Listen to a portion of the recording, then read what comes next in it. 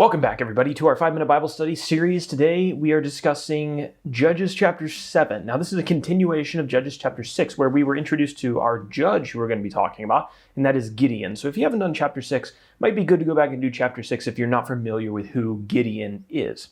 So now, that's the first part of our outline, which you can download, by the way, on our website at tobelikechrist.com. Let's jump down to our second section, that is the win section. Most scholars place the period of the Judges between 1450 BC, had a mind blank there, 1450 BC and 1000 BC. So we're covering several hundred years of history.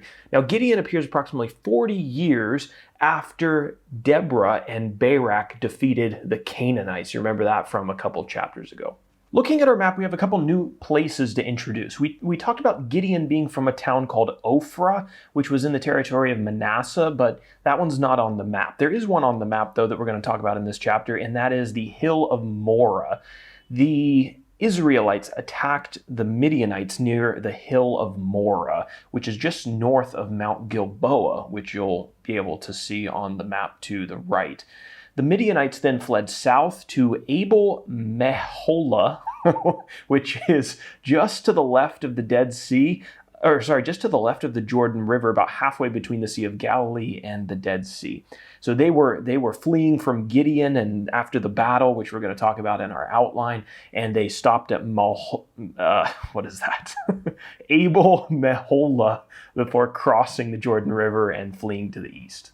Just two major characters to talk about in this chapter. First, Gideon. He is the fifth judge of Israel. He's going to lead Israel to a great victory over the Midianites, who are their oppressors and who are also our second character. The Midianites had oppressed Israel for 7 years, and in this chapter, they get the boot.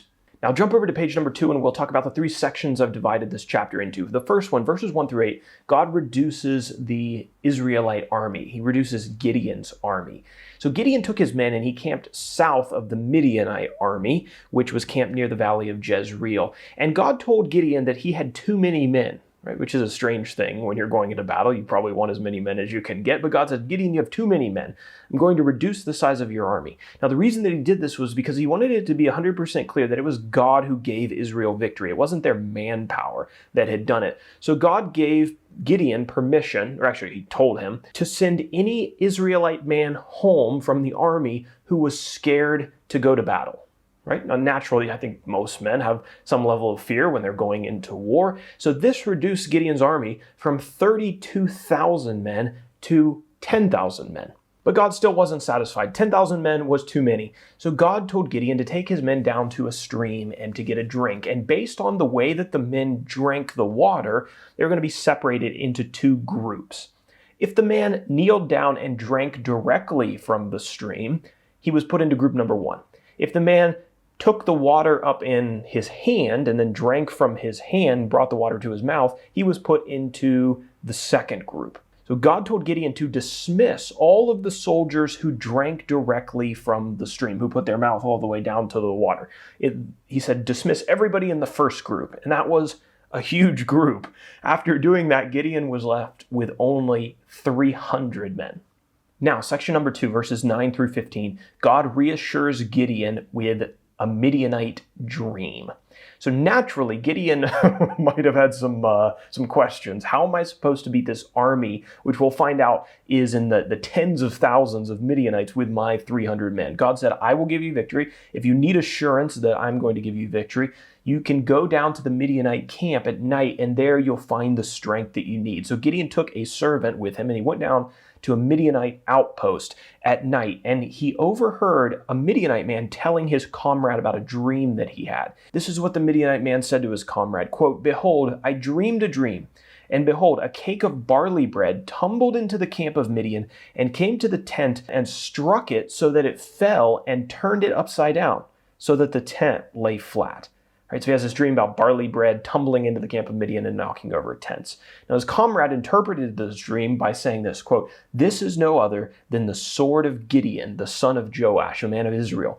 God has given into his hand Midian and all the camp. The chapter concludes with the Israelites defeating the Midianites in verses 16 through 25. So as soon as Gideon heard the dream and its interpretation, he worshiped God, he returned to his army, and he rallied them for battle. He divided his men into 3 groups, and he gave each man a trumpet and a torch, and he had them spread themselves out around the enemy camp. And then simultaneously, when he gave the signal, the 300 soldiers revealed their torches and blew their trumpets and cried, quote, "A sword for the Lord and for Gideon." You can imagine Midian, there's 300 trumpets around them, torches everywhere. They think maybe they're surrounded by a huge force of men, but it was all kind of a deception. And obviously the wisdom of God and the power of God playing into this. Now, the Midianites, they thought that they were surrounded. They panicked and they took off running, even though their army was way huger. I'm just going to use that word, way huger than the Israelites. God caused them to become confused, and they actually started fighting one another. The Midianites were fighting and killing one another. Gideon's men pursued them as they ran away and retreated, and he sent to the tribe of Ephraim for them to bring men out and to help them to, catch this retreating army. The Israelites captured and killed 2 Midianite princes in this retreat, Oreb and Zeb. And we'll talk about the conclusion of this battle in the next chapter. I've got just a quick application today as we close. Set goals that bring glory to God. Set those goals higher than what you think you can personally achieve. And when I wrote down this application, I actually did this personally. I have some goals for this channel, primarily around the website, tobelikechrist.com, some traffic goals and things like that, and what I thought I could reasonably achieve by the end of next year. I took that goal and I added 50% to that goal, and I said, I think this is more than what I can achieve, but I think I can do this for the glory of God and that God will help me. And so that was my direct application of this. If the ceiling of your goals is capped at the limit of your personal capability, you aren't leaving any room for God to receive the glory. You don't want people thinking that this was just you and your skill and your talent, right? We want to give glory to God, and we do that by allowing Him to accomplish great things through us.